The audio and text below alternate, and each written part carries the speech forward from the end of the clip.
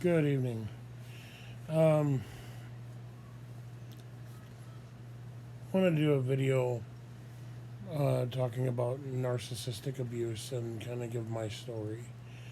Um, it's not been an easy thing for me to even to try to even broach the subject because I'm still in the healing process. But I figured the more getting it out, and it might be helpful for others and just for myself to be able to get this out.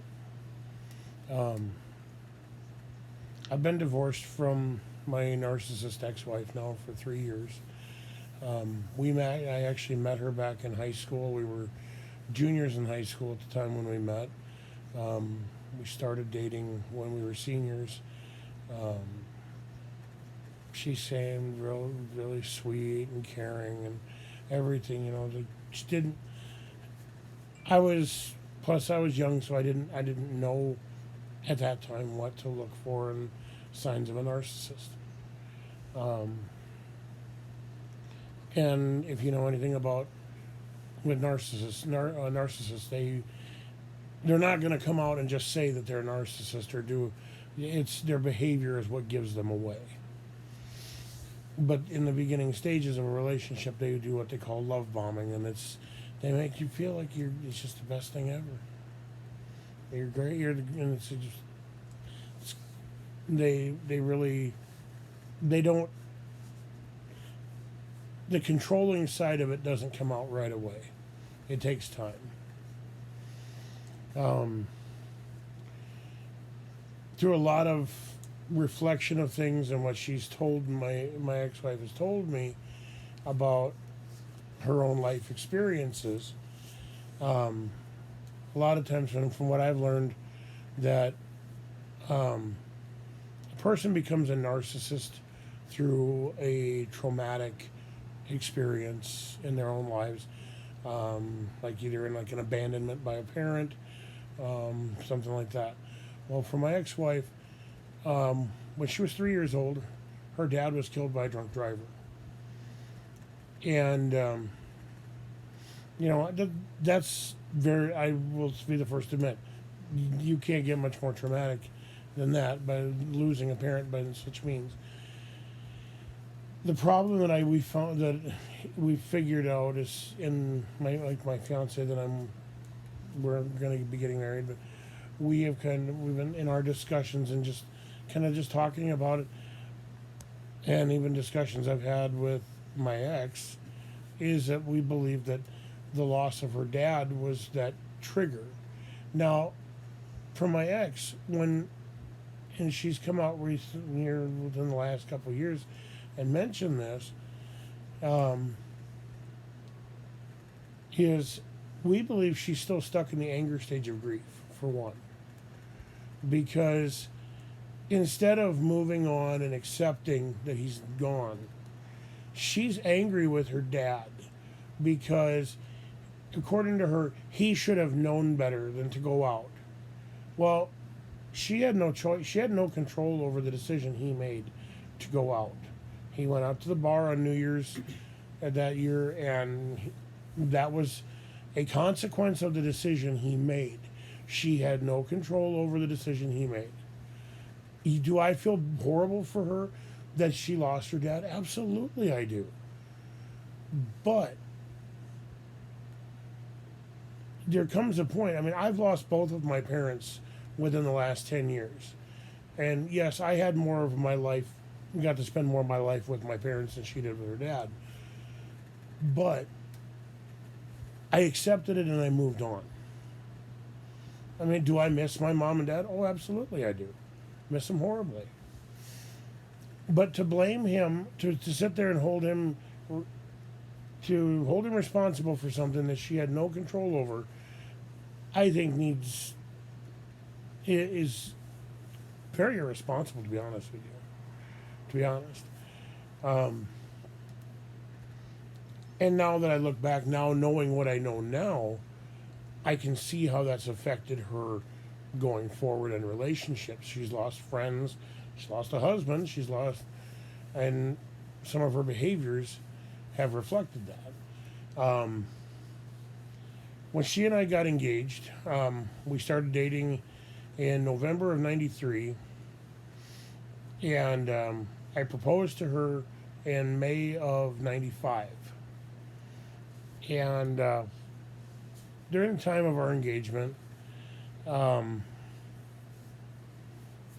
I guess there were red flags, and I was not paying attention to them.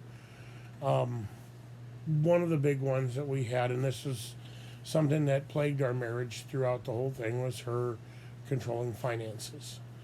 Um, I had a savings account that my parents had opened for me that had their names on it, that they opened not long after I was born. And I was using this account at that time because I was working and I was putting money in the account. Oh, my ex-wife convinced me to take mom a couple months before the wedding. She convinced me that we should take my parents' names off the account and put hers on. And it never felt right about it when she was doing that, when she said it. Because I'm like, well, we should talk about it with my mom and dad first. And she was like, oh, no, no, no, it'll be okay. It'll be okay. Let's just say it wasn't okay. My mother it upset my dad too. My mom, it really made my mom very angry because her biggest criticism of it was that we didn't consider them, that we didn't come to them and ask them talk to them first and get their input. Because my mom felt very disrespected because we just went ahead and did it without saying anything to them. And looking back, I understand how she felt. I totally understand how my mom and dad both felt because, you know, and I remember my mom saying to me, yes, you have the ability to make those decisions and not consult us, but it shows a lot of respect to do so. And I look back on that and I regret that we didn't. And I felt like I got pushed into that and my input was, she made that, and she even said, and I still remember to this day, she told me, oh, you're making a big deal over nothing. Words that came back later to haunt me. Can end up becoming one of her favorite sayings. Well, also, and this should have been a big red flag for me, and I found out later after we got married that she was cheating on me before we got married. I found out about it, and my thing was, I didn't want to and I should have done something a lot sooner, but there's a phrase that I have actually come to absolutely hate. Happy wife, happy life. Because I was automatically made to assumed to feel that I was responsible for her happiness. Which I found out later is, in any relationship, the only person whose happiness you're responsible for is your own. You cannot be liable or responsible for the happiness of your spouse. That is your own. If you want to be happy, that is that is on you yourself. You can contribute, but you cannot. You're not the one that's ultimately responsible for their happiness. She and I got married in August of '96. 2 years later, our oldest son was born in September of '98, and I look at it now and I'm thinking, I was just a young dad. I didn't really know. I was young. I was 22 when my son was born. So I chalk up a lot of this, I will say, to me, young and stupid and inexperienced. But I was also manipulated. We moved from my hometown, of Aberdeen, South Dakota. We moved from there around the first of the year 2000 down to Sioux Falls. mainly at the time I was looking at it, there was just more job opportunities here than there was there, and back home in Aberdeen. But for the most part, I mean, I've been in the Aberdeen area, and excuse me, been living in the Sioux Falls area now for the between, with the exception of 2 years in Brookings and 1 year in Pipestone, Minnesota. I've lived down here now for the last 21 years. Early on those years, and things that I didn't realize was happening was like when my ex-wife was introduced to the swinging lifestyle by some friends of ours, by some friends, and she talked me into it.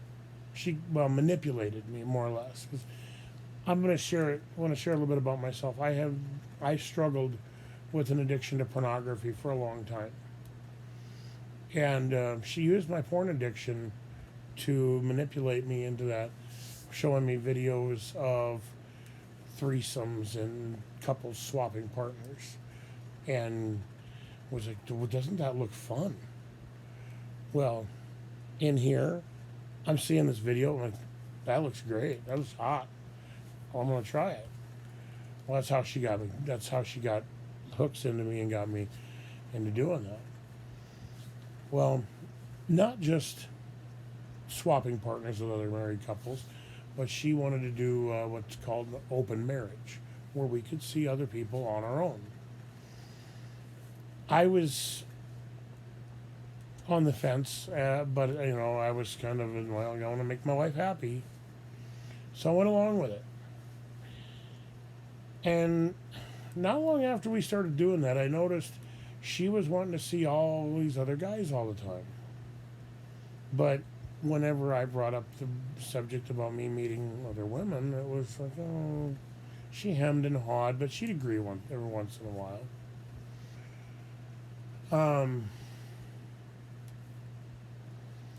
And I look back on it now as this was, for her, this was a way to justify cheating on me. That, well, if he's doing it, it's okay too. Which I look back on it, it was not, it was wrong. It was a very wrong decision of me to do. And I should have said no, and I should have stuck to my guns on that. I grew up in a Christian conservative home, and every bit of me, when that was first brought up to me, was like, don't do this. Don't do it. It's not right. Something about this is not right at all. But like I said, I attributed at the time I was young. I didn't know. And I mean, I had the red flags. They were staring me in the face. But she kind of she had already gotten her hooks in, and she was kind of having that control. It was like, you got to do this to make me happy. You got to do this to make me happy. And one of the things that had been going on in our own relationship was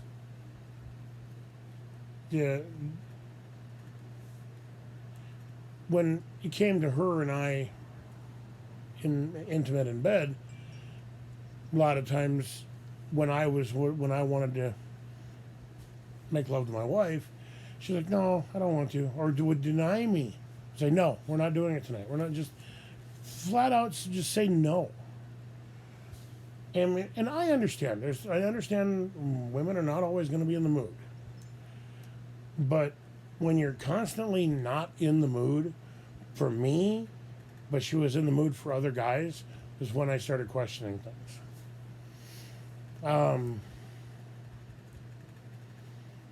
And it seemed like sometimes no matter what I did, I was never good enough. I couldn't do anything. I felt like and at time, and I still to this day, and it's an issue that my fiance and she is helping me with, is there are times I will get triggered, and those feelings of I'm not good enough, or what did I do wrong now, or what can't I do right? They still affect me. I hate it when it comes up, because it's like we could be having a good day in our relationship, and something will trigger me, and all of a sudden I just shut down. And I know from my fiance, because she went through a narcissistic abuse from her mother. So we both experienced narcissistic abuse in our own lives.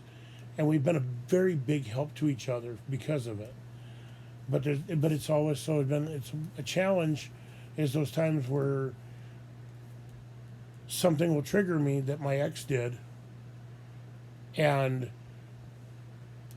she's even said to me, my fiance has even said to me, there's times like when that happens, it's like I see my ex.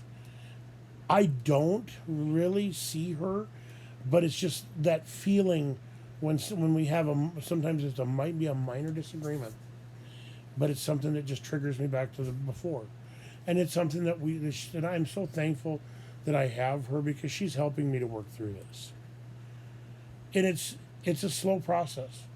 You know, I know I've heard people say, and this is even with it's because I suffered a lot of verbal, emotional, and psychological abuse from my ex-wife, and it's something, and I've heard people say, "Well, just get over it." and the more I've learned about mental abuse, like emotional, psychological, and verbal and mental abuse, it's, to me, it's no different than domestic abuse where there's physical violence. Physical violence, yeah, you're going to see the scars, you're going to see the wounds, you're going to see the bruises. The difference is with emotional, psychological, and mental and verbal abuse, a lot of times you don't see those scars, you don't see the bruises, they're hidden.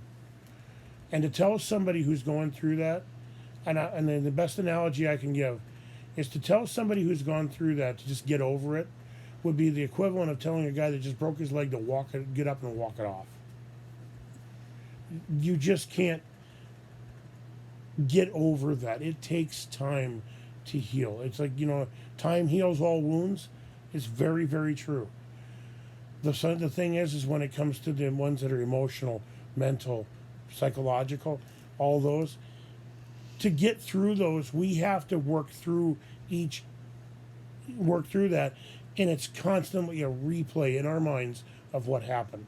And for us to get through that, we have to relive that trauma to get through it. It sucks. Because there are days I could start out, I could have the greatest day in the world, and something even minute will trigger me, and all of a sudden I get really depressed. It comes out of nowhere.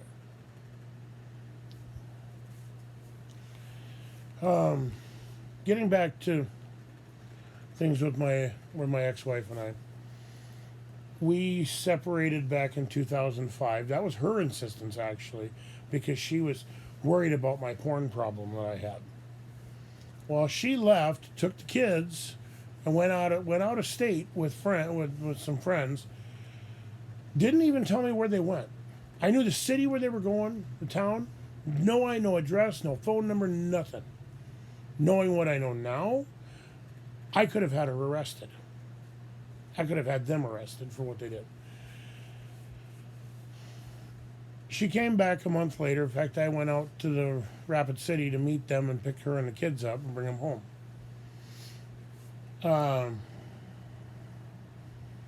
The following year, in 2006, she and I started going to marriage counseling. We saw a pastor from our church. And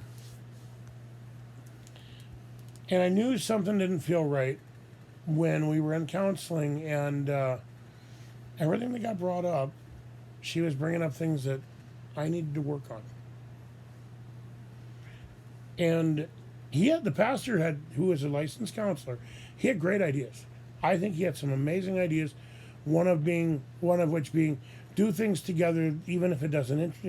Do something with your spouse, even if it doesn't interest you. which was something I was trying to get my ex-wife to do, things that interested me. But no, it always had to be something that she wanted to do. Another thing he said, do stuff together, like have a regular date night, and do things together where you don't have to spend money. Just enjoy your time together.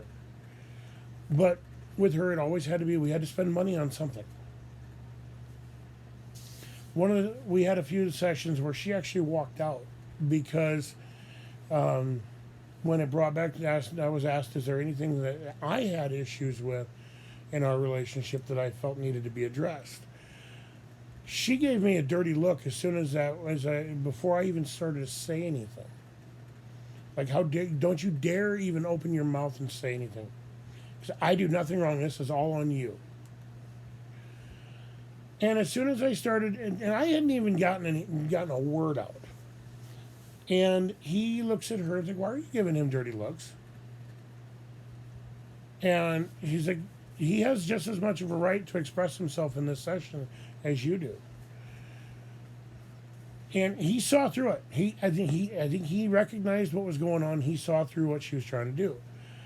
And as soon as I started opening up about things that I had issues with, she got angry and stormed out. She didn't want to. She refused to be faced with her own problems, with the issues that she was. She didn't want to take responsibility for anything. It was everybody else's fault, not her own. So we actually never actually finished our counseling that year. She seemed to think we were doing a lot better, so we stopped counseling. I didn't. I think we should have kept going. But, and to be honest, I mean, for a time, and like you said, it was a roller coaster. So it was an up and down cycle. Things would be good, things would be bad. Up, down, up, down. We got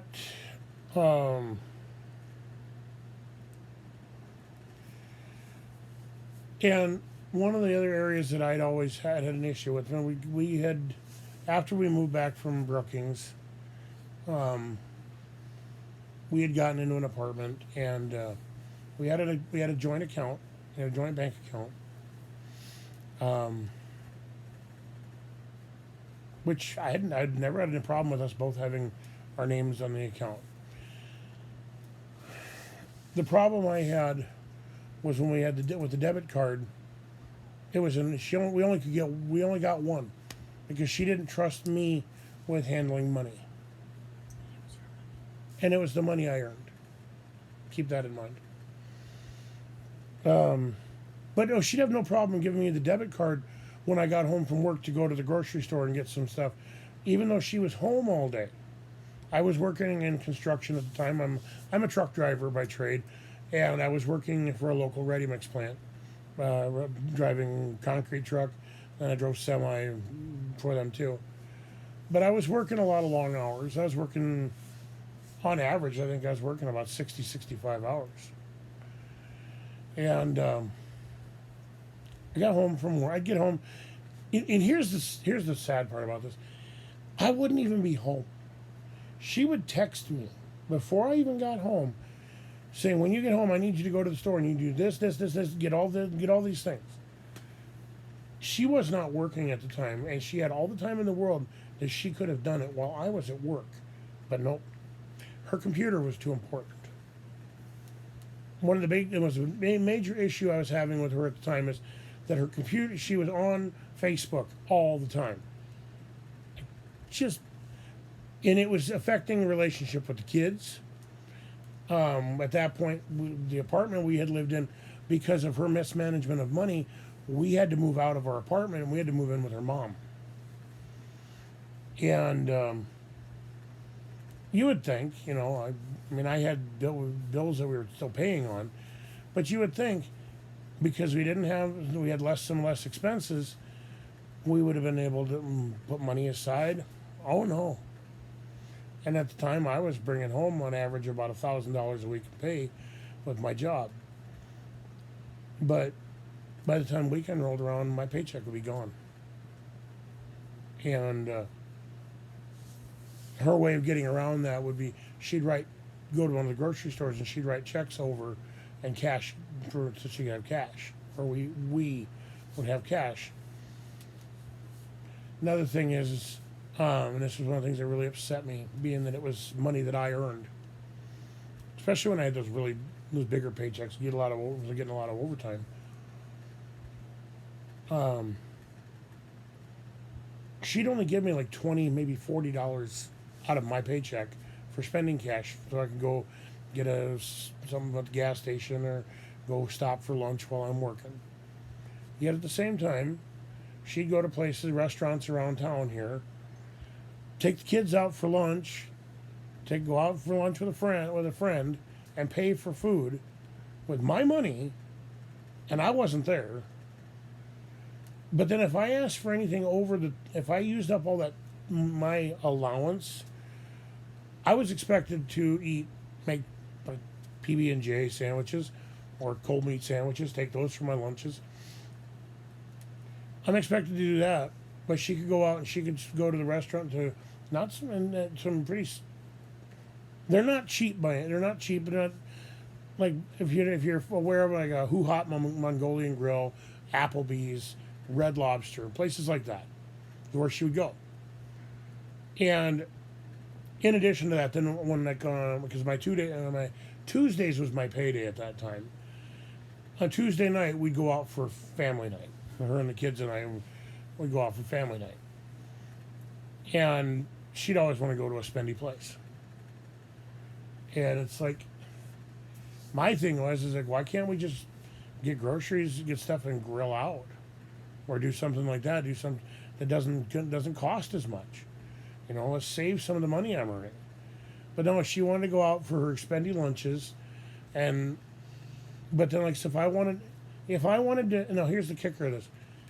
If I ran out of my cash, like say she gave me $20 and I wanted more, for her to give me more money out of the paycheck I earned, I had to pay her back out of my next paycheck. Let me say that again, just so you get. I had to pay her back out of my paycheck. That's absurd. Now, here's the interesting thing. And her justification for this was, money that I earned was family money. But if she had a job, that was her money. That wasn't for me. It wasn't for the family. It was for her. Yeah. It's messed up.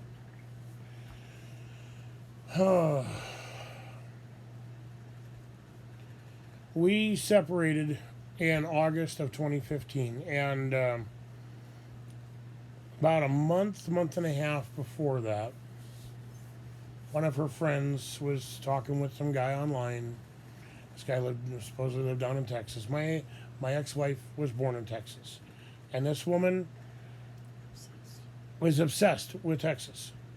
Now I'm going to say this. For me, home is where my family is. Where in my case, where my fiance is, that's my home. It could be here in South Dakota. It could be Texas. It could be Alaska. I don't care. And wherever she is, that's my home. Not my ex-wife. My ex-wife, Texas was her home. It didn't matter where she was, Texas was home. And she was so obsessed with getting back to Texas. Well, her friend was talking with this guy that said he was down in Texas, and this guy was full of crap, just feeding her a line of bull a mile long, saying, and then he even said to her that, because her friend had told him like that my ex was from Texas and she wanted to get back there. He fed her a line of bull. Well, I'll help get them down here and help them, saying that he would offer to buy a house for us and pay the bills until I got settled in with a job down there. I heard that and I'm like, what part of that makes any bit of sense? And at the time, my fiance, had met by this time, my ex-wife had more or less talked her into coming with us to be a live-in nanny to the kids. Now, granted, my kids were, granted, this was 6 years ago, but my youngest now is going to be 17. But so she was stringing along. She was stringing my fiance along, who at the time was just a friend. We were just friends. And she and the worst part about all this is I was never directly involved in any of the conversation about it. I heard it second and third hand. And when I tried to put my input in, because I was like, this doesn't make sense to me. You're wanting me to trust somebody I don't know to pay the bills until I get a job and get us get on our feet on our own. I said, it doesn't make a bit of sense to me. I don't feel at all comfortable with it. It doesn't feel right to me. And her response was, well, you're making a big deal over nothing. Made me so angry, because it's like, you're not listening to me. What my thought was, you're not listening to me. I'm trying to tell you, this doesn't make sense. You're trying to tell me I should just go along with this, when every fiber of my being was saying, don't do it. I mean, I've said, if my head, my heart, and my gut are all on the same page saying the same thing, listen. And that's what was happening. And she kept she was just going, oh, we're going to go to Texas, we're going to go to Texas, we're going to go to Texas. It got to the point where I physically was getting sick. To the point where every time I heard the word Texas, my stomach went in knots. I was so stressed out. I had so much stress. I literally looked about like Quasimodo from Hunchback of Notre Dame. I had a big old hump on my back where all that stress was just where it was more or less pooling right between my shoulders. And I just could never seem to get any relief from it. And one day I was like, you know what? We're not going to go. We're not going. I put my foot down. I said, we're not going. I said, nothing of this makes me feel my feeling is, if you're going to make a move, especially a long distance move, you need to feel good about the decision. It needs to be something that you feel right about. And nothing of it I felt right about. I felt like I was being forced into something that I didn't feel was right. And I finally put my foot down. I said, we're not going. I said, nothing about this feels right. I said, I feel like it sounds way too good to be true. And in my experience, if it sounds too good to be true, it usually is. She verbally abused me. She thought it was saying I was making a big deal over nothing, saying I was did the guilt. She's like, oh, you don't want me to go back home to Texas. You're just trying to keep me from going back home and all this. And it's constantly, we were fighting all the time. Yeah, because I had made a promise early on in our marriage, because I made me promise her that I would move her back to Texas. Yeah, I should have seen through that a long time ago, but I didn't. And it was towards the end when I finally saw what it was. And shortly before before I moved out, one of our big fights was I went to the bank and took money out of the bank. My name was still on the account. I was working. I'd parked the truck outside the bank, stopped in, went and grabbed some cash out of the account. I no sooner was back in the cab of my truck, and my phone was ringing. She was chewing me out. And I knew what she wanted. She was mad because she'd gone and been in the bank, been on the bank app or whatever online, and seen that I took out money. She was asking, "What'd you take money out for?" So we're going to talk about it when I get home. Sorry about that. I got neighbors outside that like to use the horn, but No, she wanted to talk. She wanted to talk about it right then and there. While and I'm on the clock working, by the way. And I said to her, I said, we will talk about it when I get home. She said, no, we're going to talk about it right now. I hung up on her, which didn't help the situation, mind you. But she called me back. Click. Did it again. Click. She called me back, and then I'm like, are you gonna be patient and wait until I get home? And she started yelling, and if you're not going to talk to me in a civilized manner, I'm not going to talk to you. Click.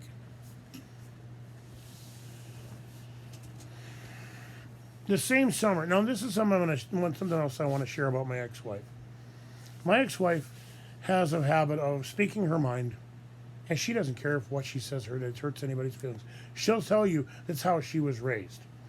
I have a great relationship with her mom. She wasn't raised like that. Her mom raised her to speak her mind, but do it in a way where you're being tactful and you're not going to hurt someone's feelings. That's how it was explained to me by her mother. She'd done this to me numerous times. Yeah, we were married for 21 years. By the time the divorce was finalized, we were married 21 years. And she had done this to me where she spoke her mind, didn't care if she hurt my feelings. I mean, there was times it just like somebody just stabbed me in the back when she did it. It's bad enough that she did it to me. But when she started doing it to the kids, and she did it to all three of our kids. I have 2 sons and a daughter with her. And she also did it to her mother, which I don't know how she didn't get slapped by her mother for this, but the first one was with my daughter. My daughter at the time, my fiance, I'd met my fiance by this time. We were just friends, but my fiance and I, we were at the mall. We had my daughter with us. Well, my daughter at the time, she was 13 at the time. She loved clothes and shoes, and she liked trying stuff on. And she tried on a pair of heels.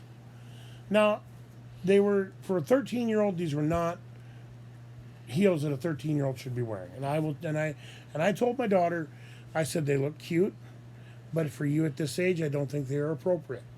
And she was fine with that. My daughter was fine with that. She's like, okay, Dad.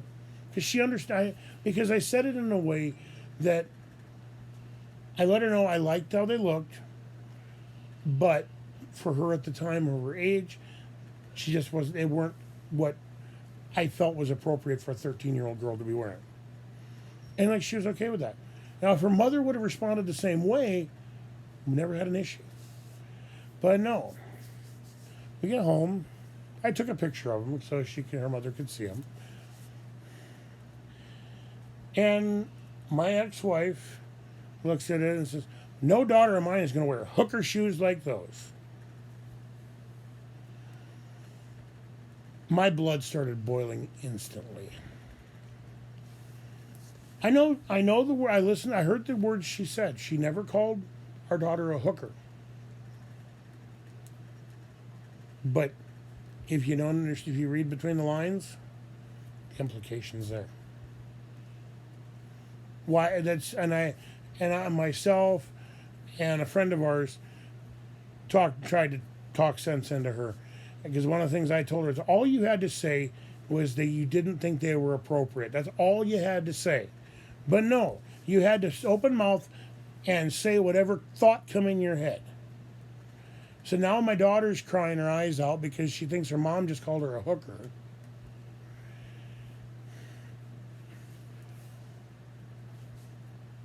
That one and my daughter still deals with that issue today. That's one of the verbal abuse that she's suffered from her mother that she's still dealing with. Later that same summer, we were in the mall, and or actually it was during the school year. It was a store in the mall, Torrid, for plus size women. And my oldest son both my sons are autistic, have autism. My oldest son is very, very talented at drawing, and he was telling his mother that he wanted to put. He was thinking about putting some of his artwork in the for an art show at school. And she said to him, "Oh, I don't think you're good enough for that. There's so many other people that are much better than that than you." I got upset when I heard that. I'm like, "How dare you? How dare you say that to him? That, you know, constructive criticism is one thing, but that was like, you're not good enough." I'm like, "How dare you say that to your son, to our son?" I said, "It's people." I said, "It's," and I even looked at her straight in the face and said, "It's comments like that which have destroyed people's passion to pursue art because somebody said you're not good enough. There's others that are better than you. You shouldn't," like more or less saying you shouldn't even try. Thankfully, I was able to talk to my son and say, don't listen to that. You're good. You're very good. Could you be better? Yes. But that takes time and practice. And he's gotten better too. And I'm very thankful that he didn't give up on drawing because he's very talented. My youngest son, like I said, and if you have any experience with autistic children, sometimes they're very texture oriented too. And sometimes children with autism are very difficult to get toilet trained. And my youngest, this happened after my fiance and I were living together, and we have an apartment here in town, and we had my youngest over for the weekend, and we made really good progress with him. Again, he was going to the using the bathroom like he's supposed to. He was doing it to the point where we didn't even have to say anything. He was going on his own. And, we were extremely proud of him. We were praising him to the hilt on this. Like, good job, keep up the good work. Took him home, and my ex still lives with her mom. And to give you an idea, my daughter, when we moved, because at the time when I moved in with my fiance, she had an apartment in Pipestone, Minnesota. It was a 1-bedroom apartment. So we couldn't, if we had kids over, it had to be like on a weekend, and we could only do maybe one of the kids at a time. When we moved to Sioux Falls, we got a 2-bedroom apartment. So we had like if the boy wanted, we could have all 3 kids at the house at one time. So when we got our apartment, we gave the kids the option, who do you want to live with? And my daughter chose us, my fiance and I. The boys chose their mother. And but this, like I said, getting back to that particular weekend, we had my youngest with us. He was doing really well. We were so proud of him. He did amazing that weekend. And we took him home, and we and of course his mother. One of my biggest complaints against his mother, my kids' mother, is she's in her room all the time, her bedroom all the time, on her computer. Rather than spending time with the kids, even though they're getting older, before I moved out, my time when I was home from work, I spent with my kids. I spent the majority of my time with my kids. But no, she still, and there's one thing I had an issue with then, and I still have an issue with, is that she makes herself a hermit. She stays in her room and expects everybody to come to her.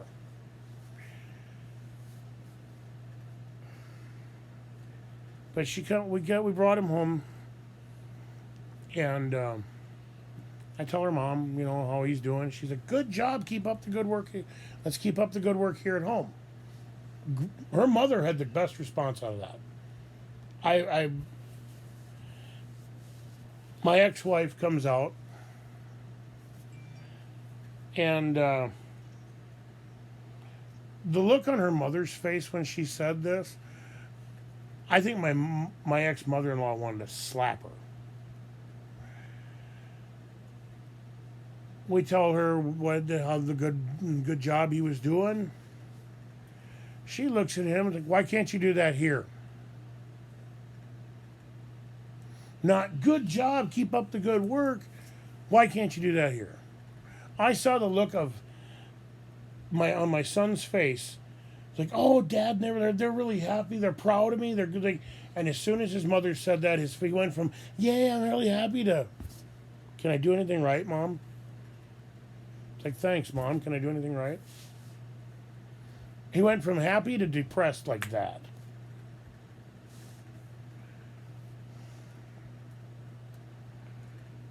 Now here's the kicker: is my ex-wife, she'll tell people, "Oh, he's such a really he's talking about me. Oh, he's such a nice guy. He's such a even though I moved out on her, but yeah, she'll even say, well, I don't. She'll say to me, I don't understand why you left. I got tired of being belittled. This is another thing, and this is very personal for me. It's very hard to talk about. One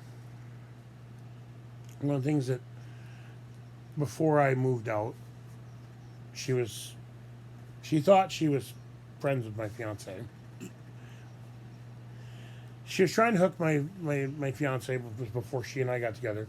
She was trying to hook her up with some guys for online to get in the sack, and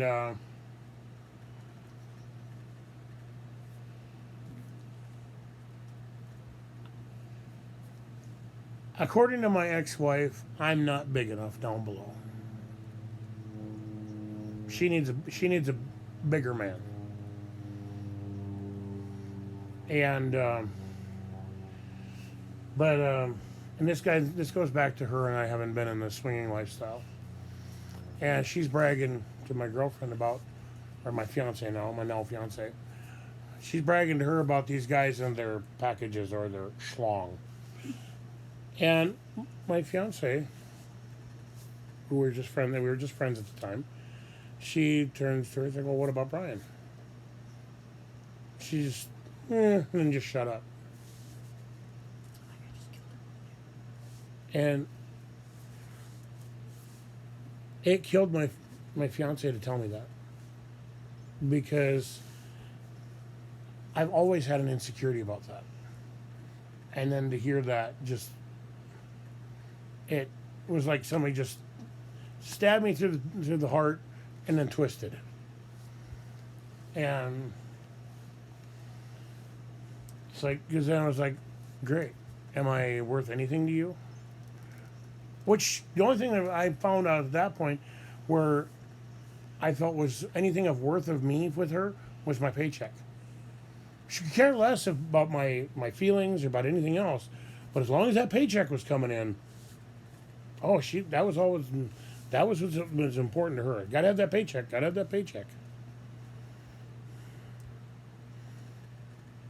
She loved having those big paychecks at the bank. And boy, let me tell you, she joked about it. But as soon as I opened my fiance and I had opened our account, and my deposits went into that account, she was quick to mention, I sure miss those big deposits in the bank.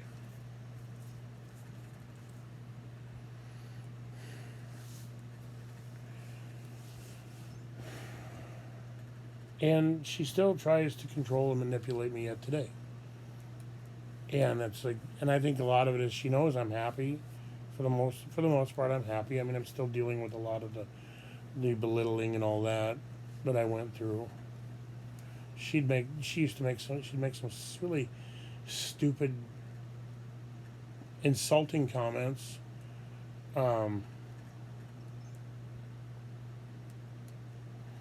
She thought she had a great relationship with my mom.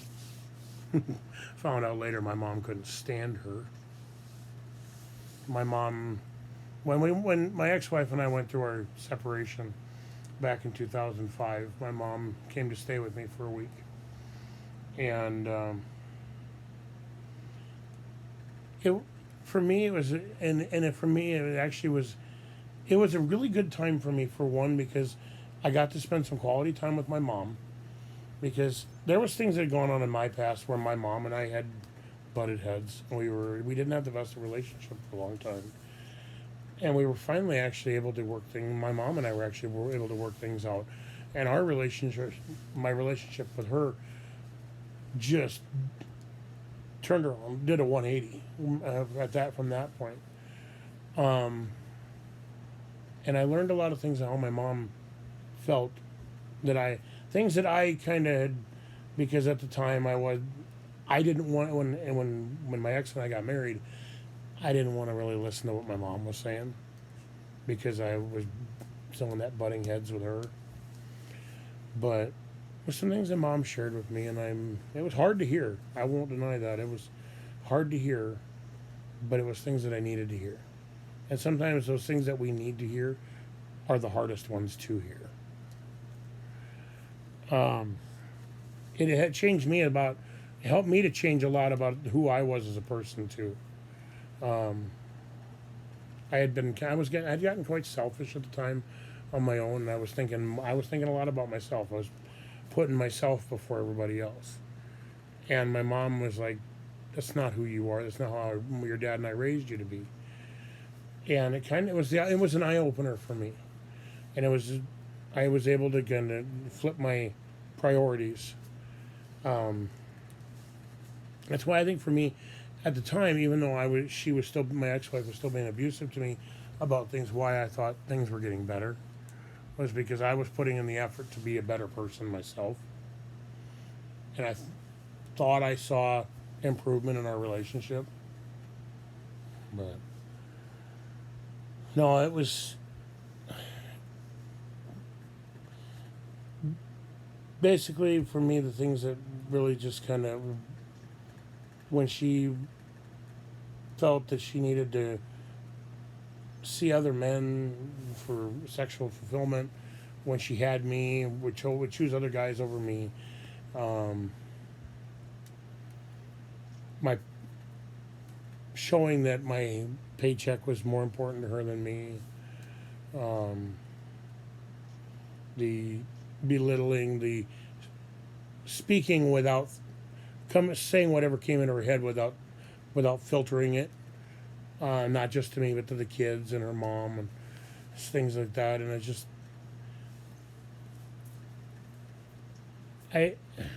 I was getting just to the point where I was like, I felt trapped, and I'd had people tell me, "Well, why didn't you leave sooner?" And I said, well, I have 3 kids in the situation too, and that was a very hard decision for me to leave my kids behind, because but as hard as it was actually, for me at the time, was probably the best decision I made, because I was able to focus on getting myself a little bit of help to where I could help my kids.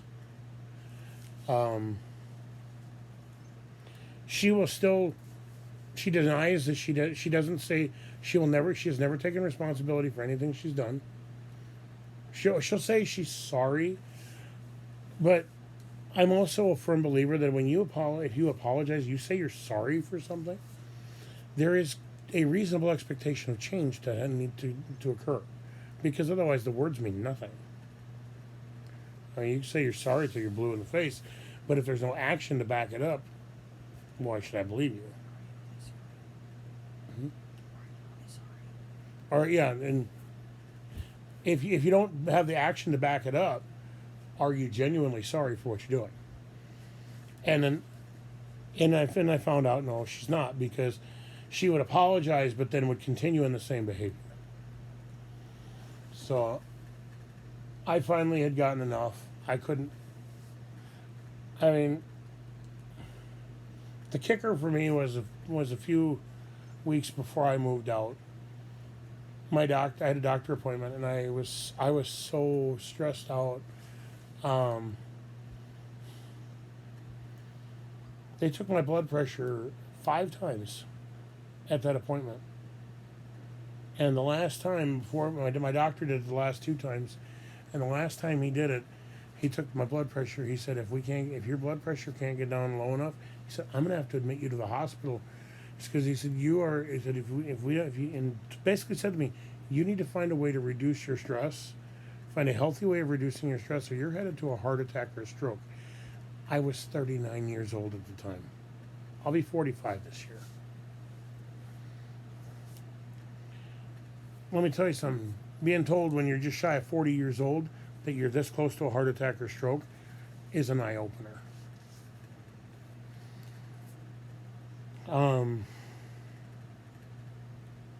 So I moved out. It was probably one of the hardest decisions I ever made in my life. But looking back on it, it was the right decision to make. Because it got me out of the situation.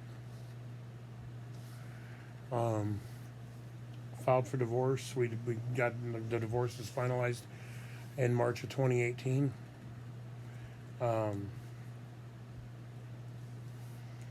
I wish I could go no contact with her, but because of the kids, I really can't. So I do as limited contact as I can.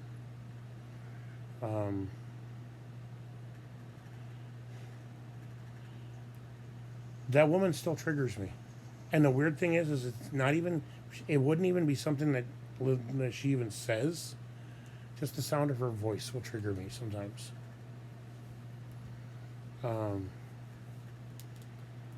I try to co-parent. It's very difficult.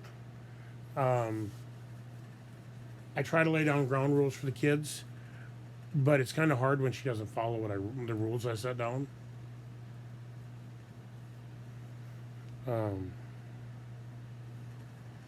Very thankful, you said, that I have my fiance in my life. She has been a huge stabilizing force in my life, and I will even go as far as say she saved my life, because another issue I had before I moved out, excuse me, another issue I had is I started drinking a lot, and I blacked out. I've had periods of blackout where I don't remember certain weekends because I drank so much. I actually, 4 years ago in 2017, actually stopped drinking completely. I mean, I'll still have a drink once in a while now, but very rarely. For the most part, I've given it up. And I feel a lot better because I did. But like I said, I'm thankful that I have my fiance in my life. She saved my life. And she became a healthy outlet for me to talk and get my feelings out and be able to open up about what I've been going through, and she still does to this day. And I do the same for her. We actually, in a kind of an interesting twist on that, because of what she went through with the narcissistic abuse from her mother, we saved each other's lives. I'm not going to get into her story because there's way too much to unpack on that. But we saved each other. And it's funny. I mean, there's times I can be a few hundred miles away in the truck, and I'm just, all of a sudden my depression will hit me, and she knows something. She just knows something's not right, and she'll call me or she'll message me, and she's like, "Are you okay?" And I can't lie to her. I mean, there's times I've tried. She's like, "No, bull crap. What's going on?" I learned real quick, don't lie to her. And the greatest thing that I have with her is we have an amazing relationship that's based on trust and communication. I mean, I don't think I've ever been in a relationship that I have where we have so much trust, or our trust is so strong, and it's based on our communication, because we talk with each other all the time, and it's something I never had with my ex-wife. Never had the trust, never had good, healthy communication. And with my fiance, we have amazing communication. I mean, could it be better? Absolutely, it could be better. There's times we could do better, but we don't.